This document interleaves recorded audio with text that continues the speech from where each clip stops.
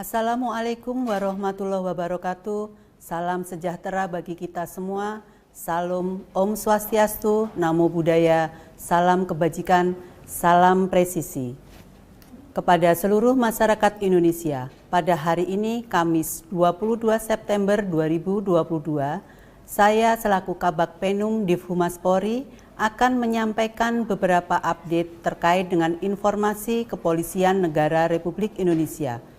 Informasi pertama terkait dengan gangguan Kamtibmas tanggal 21 September 2022. Secara umum, tren gangguan Kamtibmas mengalami kenaikan sebanyak 11 kejadian atau 0,7%, yaitu pada hari Selasa 20 September 2022 sebanyak 1.577 kejadian, sedangkan hari Rabu 21 September 2022 sebanyak 1.588 kejadian, dengan rincian kejahatan sebanyak 1.524 kejadian, pelanggaran tindak pidana ringan 40 kejadian, bencana sebanyak 2 kejadian, dan gangguan terhadap ketentraman atau ketertiban sebanyak 22 kejadian. Kemudian, untuk tren kejahatan secara kuantitas mengalami kenaikan sebanyak 156 kasus atau 11,4%. Hari Selasa 20 September 2022 ada 1.368 kasus, sedangkan pada hari Rabu 21 September 2022 terdapat 1.524 kasus.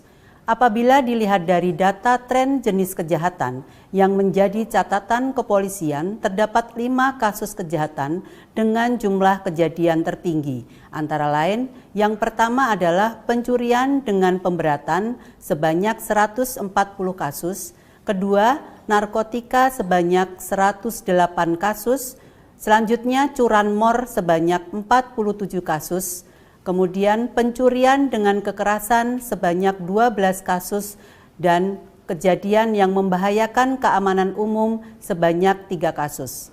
Sedangkan terkait dengan data laka lantas, jumlah kecelakaan yang terjadi sebanyak 452 kejadian, dengan rincian korban meninggal dunia 51 orang, korban luka berat 39 korban, dan korban luka ringan sebanyak 397 korban. Adapun kerugian material sebesar Rp1.109.750.000.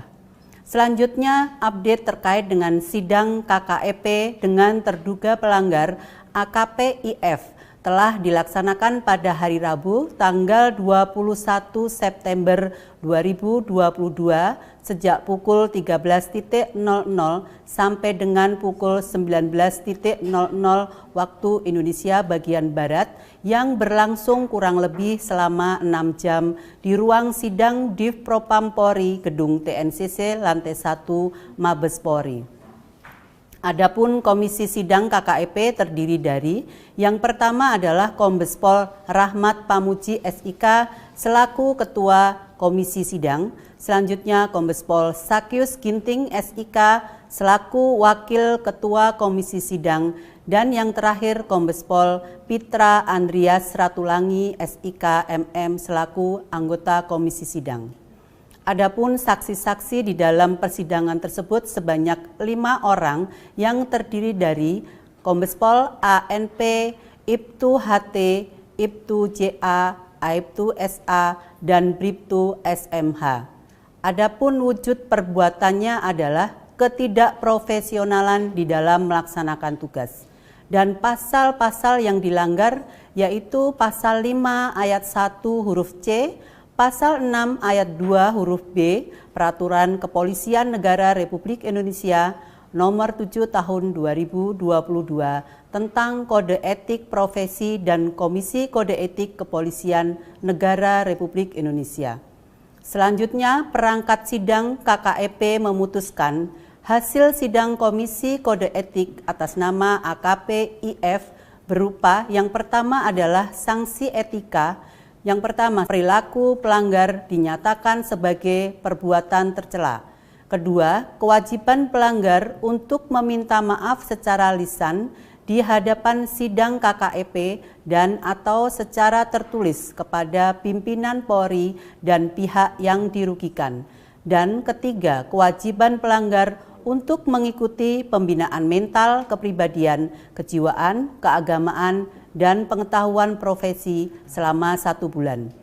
Kedua, sanksi administratif berupa mutasi yang bersifat demosi selama 1 tahun semenjak dimutasikan ke Yanma Polri.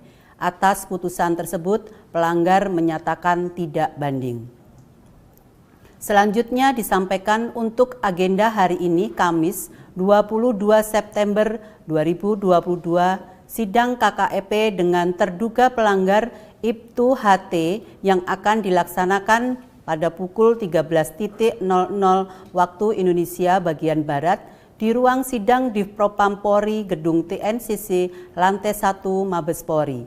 Dengan pejabat pelaksana sidang KKEP terdiri dari Kombes Pol Sakyus Ginting SIK selaku Ketua Komisi Sidang, selanjutnya Kombes Pol Pitra Andrias Ratulangi SIK MM selaku Wakil Ketua Komisi Sidang, dan yang ketiga Kombes Pol Armaini SIK selaku anggota komisi.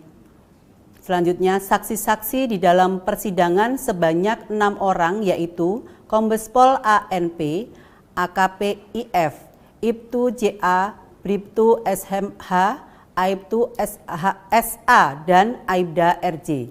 Adapun wujud perbuatannya adalah ketidakprofesionalan dalam melaksanakan tugas.